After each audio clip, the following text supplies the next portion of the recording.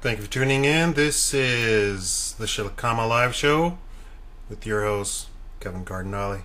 Today I'm going to do the top 10 myths about Black Americans. Okay, so I'm going to do a few quotes here.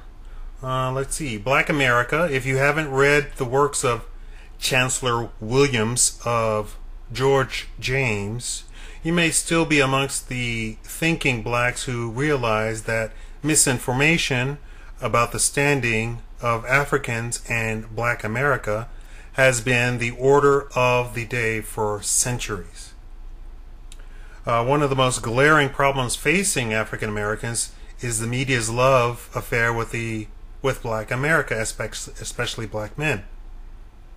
They love having us on the news, but the coverage is largely relegated to perpetual poverty, crime, and other bad behaviors. While we are neither the dominant nor the majority population, the negative media coverage is disproportionately high when it comes to us. Number one. More black men in jail than college. This is easy to dispel, and what's crazy? It's ridiculous. There are 500,000 black men in jail. There are 40 million black people in the United States. So I want you to just take out a piece of paper and a pencil and write this down for me. As I go through this list, write it down as I say, so you can get an idea of just how ridiculous some of these myths are. There are 500,000 black men in jail. That is way too many to begin with. That's terrible. But there are 40 million black people in the United States. Actually, it's 50 million. 50 million black people in the United States. 56 million. Okay. Compared to 900,000 in college. Now, you would wonder, how is it possible that they could even come up with this statistic to say there are more black men in jail than college?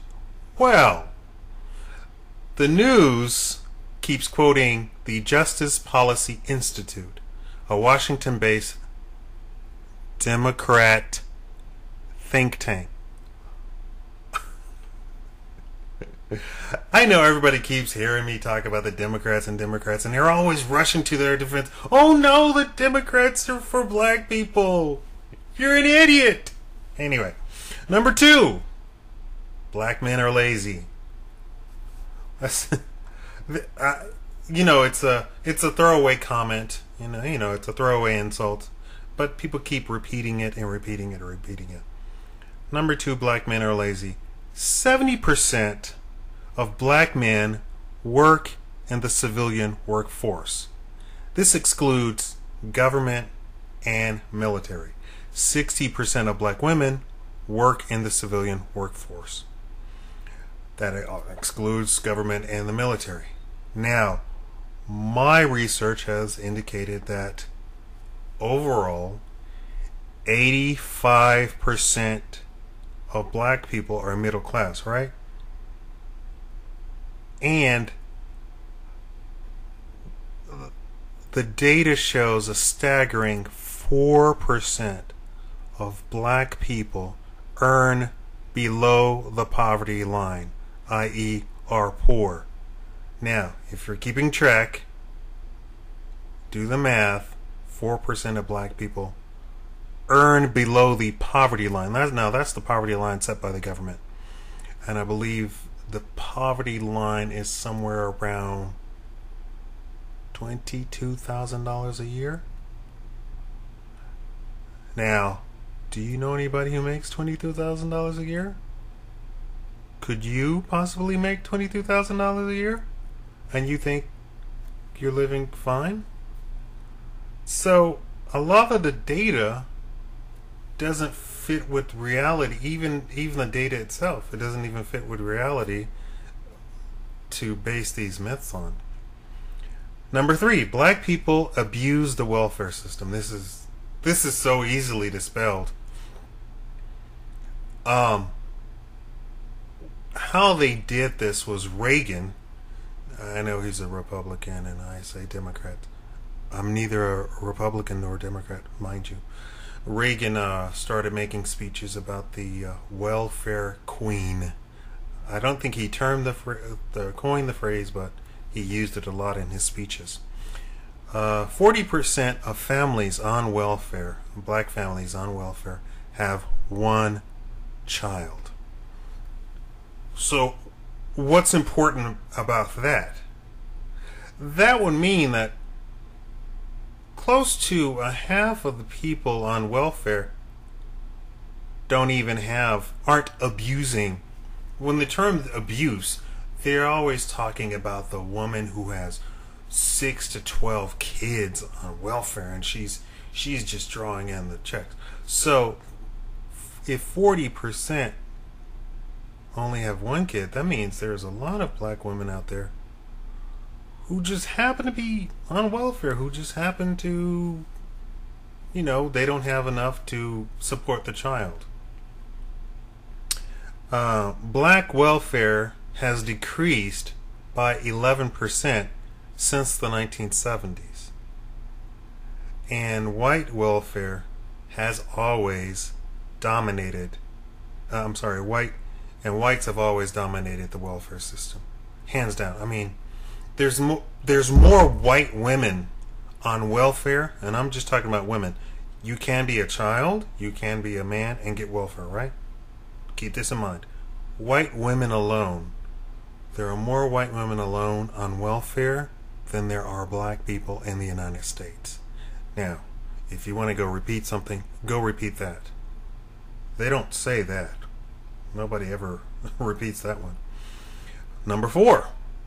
Most black men are married to white women. I know you hear about this a lot, and all these black women are up in arms. Oh, he's with a white woman. Okay. Categorically, now the recent data that I saw says 90% of black men are married to black women.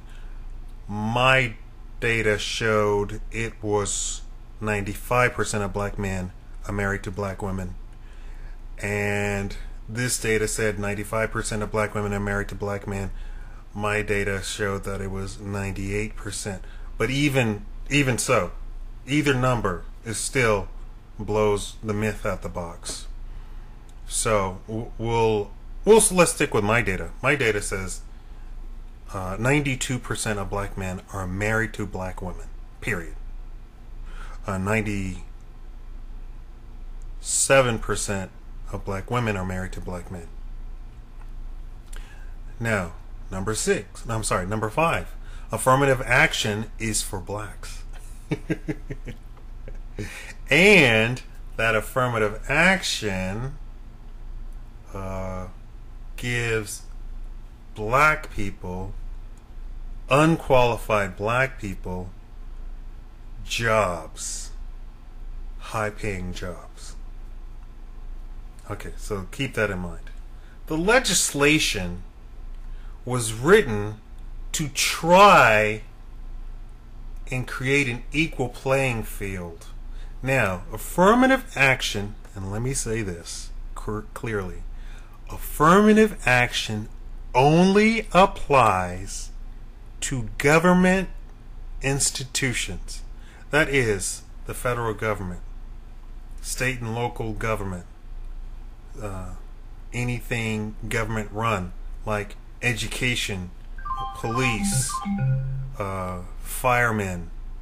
It only applies to that. Affirmative action does not apply to an engineering position at IBM. Now, let's go with the data that I came across. Number 5. 99% of the actual recipients and beneficiaries, 99%, are white women, because they were categorized as a minority group. How ridiculous is that? And I think that's pretty ridiculous, and I think any white woman who cashes in on affirmative action as being a minority should be shot compared to what? Black people? Native Americans? Asians? Latinos? Black people again? Black women, white women being minorities. You're ridiculous. That is insulting. That is insulting. Only white people could come up with saying white people are a minority. And that's exactly what is being said. They are saying white people are a minority. White people are saying, oh, this hand is saying this hand is a minority. It's ridiculous. Anyway, keep going. Japanese got reparations of $20,000 in 1988 for being in internment camps during World War II. That was a part of that agreement as well. As part of that stipulation as well. Now, when I did a video on reparations, everybody was up and, oh my God, that was so long ago. Oh my God. Do you know you can track the wealth of Wells Fargo, JP Morgan, Goldman Sachs? These are companies that are around today. These are huge corporations and banking and financial institutions that are around today, directly due to the slave trade. Wall Street. Forget the terrible education that you had in public school, you idiots who never did any outside research yourself. Wall Street was built on the slave trade. Wall Street got its tremendous wealth on the slave trades. The slaves weren't auctioned off in Selma, Alabama or whatever. They were auctioned off on the stoops of Wall Street, on the freaking blocks in New York. That's where they were auctioned off. And Wall Street made its money off of the backs of slaves. Now, how rich is Wall Street? And that money circulated and circulated and circulated and circulated, and that money got passed down and passed down and passed down. And people tell me, oh, well, the Japanese deserve it. They were... the internment camps were internment camps. They were like, what do you call it? FEMA camps. That's it. They were nowhere near the Hitler-esque camps over in Germany. Although although there was camps, we're still Americans. And actually, we knew that half of them were Americans as well. So every Japanese person got a $20,000 reparation in 1988. How do you like that? Where's my 40 acres and a mule? Black people aren't even asking for money. They're asking for 40 acres and a mule. You can't give that. And the federal government owns, in some states, 50% of the land. How about that one? Everybody's like, oh, if you gave money. Black people aren't even asking for money. 40 acres and a mule. George W. Bush Jr., GW, screwed up the economy and had to bail out U.S. and foreign banks with taxpayer money. That's all a part of the affirmative action stipulations. I know it's called a bailout, but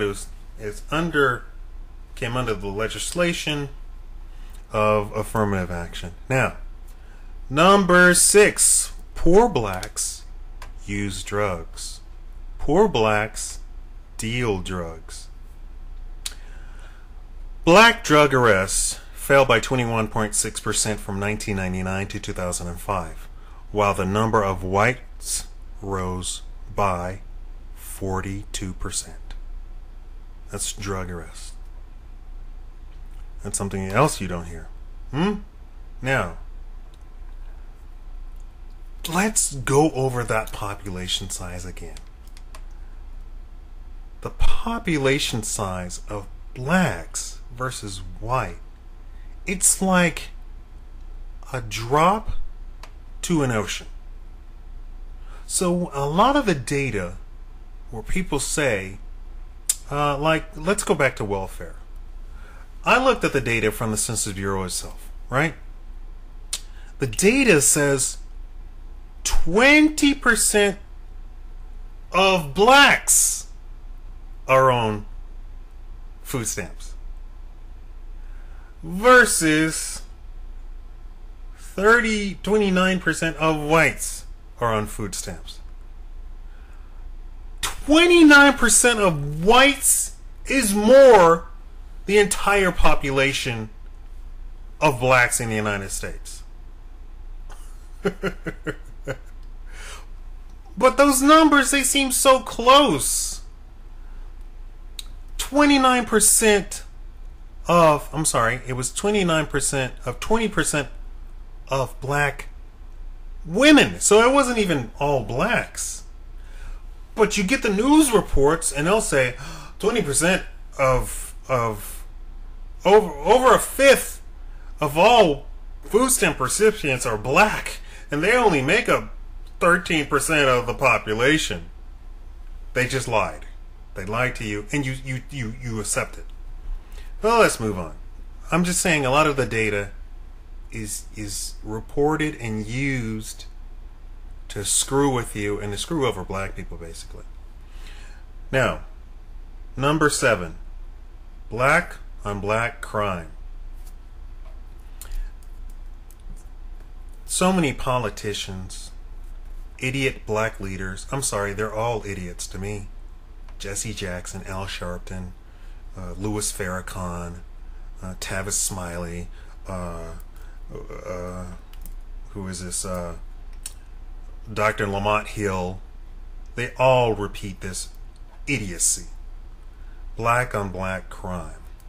The truth of the matter is, if you have a black community and you have a white community and they're both poor, the criminals are going to attack and hold hostage that community.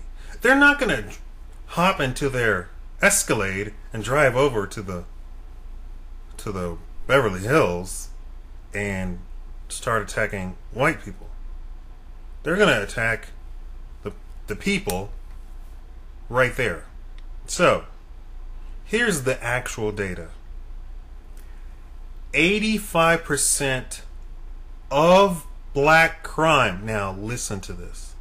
Remember what I just said about statistics and data. 85% of black crime was by a black person. 80% of white crime was by a white person. However, this is misleading. Remember that there's only 13% of the population is black versus 63% is white.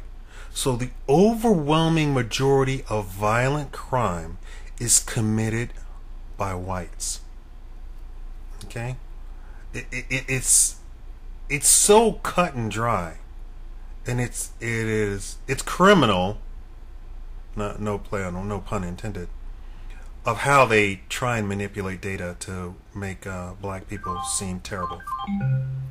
Okay, number 8. Blacks commit more crime than whites. Okay, I already discussed this, right, in the last scenario? So you already know we're going to come with this. Now, let's go into this. So let's go back to the statement. Blacks commit more crimes than whites. Right? That's the myth, right? Let me read you some quotes. The National Minority Advisory Council on Criminal Justice concluded that America is a classic example of heavy-handed use of state and private power to control minorities and suppress their continuing opposition to the hegemony of white racist ideology. Again, that is the National Minority Advisory Council on Criminal Justice. Okay, the National Criminal Justice Commission African American arrest rates for drugs during the height of the drug war in 1989 were 5 times higher than arrest rates for whites, even though whites and African Americans were using drugs at the same rate. Let me read that for you. African American black arrest rates for drugs during the height of the drug war in 1989 were 5 times higher. We're talking about the arrest rates. We're talking about the cop pulls up, stops you, sees you, catches you in the act of whatever. Black people are arrested. The white people are let go. So we're talking about the white person doesn't even go to the station. He does file a report, but the white person doesn't get arrested. Now, the Federal Judicial Center, the average sentences for African Americans, blacks, for weapons and drug charges have been 49% longer than for whites who had been convicted of the same crimes. So blacks serve 50% more time for the same exact crime. And that's the Federal Judicial Center. Conclusion. Look at the numbers. Far, far, far more whites commit the crimes, but blacks do the time. Go back to the population sizes. The whites commit far more crimes than blacks. Remember, we have a very tiny population. Number 9, more black women outnumber black men in college. This is stupid. I don't mean to sound childish, but this is stupid when you hear what I'm about to say. The U.S. Department of Education, male undergraduates account for 44% of student population, while female undergraduates account for 56%. This is not race specific. It is just a fact of American life. I think the white feminism has to do with this. Number 10. Black people are incapable of sustaining businesses in their own communities. Of course, this is ridiculous on its face. And people keep saying that racism is not alive and well in the United States today. In 1990, in 2000, and in 2013. 2020 did a segment on its own, and 60 Minutes did a piece on their own. And what they did was they ran about 30 different couples for several financial things. They half of them were black and half of them were white. They just did black and white because that's all that matters, right? They found with the same exact records, same financial records, same savings, same wealth, same economic status, same income, same jobs. Everything was exactly the same. Okay, this is all fake information, or maybe they just found people like this.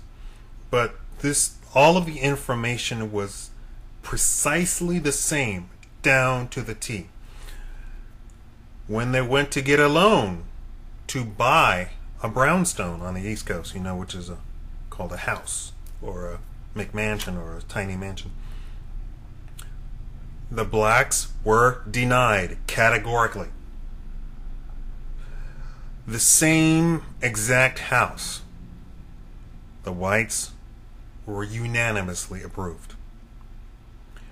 Business loan to start a business, the blacks were categorically denied. The whites were unanimously approved. Personal loans, same thing. Car loans, same thing. Car loans. There were people who had $100,000, black people who had $100,000 in the bank, and the banks refused them a car loan for a $20,000 car. How does that even happen? Okay, here's the data. Black people are incapable of sustaining businesses in their own communities. This is categorically false. Let's go back. Black America had great success before integration. In fact, by 1900, the number of African American businesses nationally totaled 40,000, including the Greenfield Bus Body Company, which manufactured automobiles, and a hotel in New York City valued at $75,000. We're talking about 1900. $75,000 in 19. I don't have the 2013 dollar equivalent, but I'm sure it's in the millions. It was valued at $75,000 in 1900. If somebody could do the math for me or look that up for me, I'd be appreciated. By 1908, we, black people, had 55 privately owned banks. By 1912, there were 2 millionaires, Madam C.J. Walker, who was in hair care, and R.R. Church, who was in real estate. By 1923, Tulsa, Oklahoma, was home to the Black Wall Street, an African American community of 11,000 people, which featured 9 hotels, 19 restaurants, and 31 grocery stores and meat markets, 10 medical doctors, 6 lawyers, and 5 real estate and loan insurance agencies, complete with 5 private planes. And just to touch on Black Wall Street, I'm sure probably the people who are going to watch my videos or who tune into my videos are probably already going to know the story of Black Wall Street. But I just read you the data about Black Wall Street. The whites actually went to the black neighborhood outside of Tulsa, Oklahoma, to get business loans and approvals. Now, if you watch any of these shows like the Da Vinci Devils, the Borgias, dealing with the Catholic Church, you have the scenario of the Medici bankers owning the loans for the Vatican, the Catholic Church. This is just to give you an example. So, instead of paying off the loan, the Catholic Church then mounts a war and destroys the House of Medici. It wasn't immediate, it wasn't complete, it wasn't overrun, but it was a war. So instead of paying that off. Now, so we have Tulsa, Oklahoma, the Black Wall Street, which had all of the fantastic things that I listed there. There was a race riot in all of Tulsa, Oklahoma. We're talking about 1923. So the population of blacks has grown, right, to current population. Although black women have aborted 50 million fetuses in that time, which means that the population of African Americans would be double. But, stupid black women succumb to feminism and the Democrats, and they're saying, "Oh, your body it's your choice, it's your body." No, it's our damn people that you're killing. Anyway, there was a race riot. The entire town of Tulsa poured into the tiny black community. They robbed, pillaged, burnt down Black Wall Street. Robbed, came in with guns. Of course, black people didn't really have guns, and they didn't need to. They didn't need to work for white people. They had their own community, a very rich community. That was one of the wealthiest communities in it. The wealthiest community in 1923. The wealthiest black community in the United States. They robbed, went into to their houses, took their safes, blew open the safes, took the money, took their silk bed sheets, they took their clothes, they burnt down the houses, they slaughtered the children, they slaughtered the women, they shot the men, they hung up the men, they destroyed the banks, they destroyed the businesses, and to this day, the Black Wall Street descendants cannot get anybody, not a single person. Oh, and they called in the National Guard and threw the remaining black people in jail. That's the touch on Black Wall Street. I don't really mean to have such a long thing. But anyway, those are the top 10 myths and falsehoods about black people. I hope that you kept track and kept notes, and you know, you can really internalize what's really going on in the United States. Thank you for watching.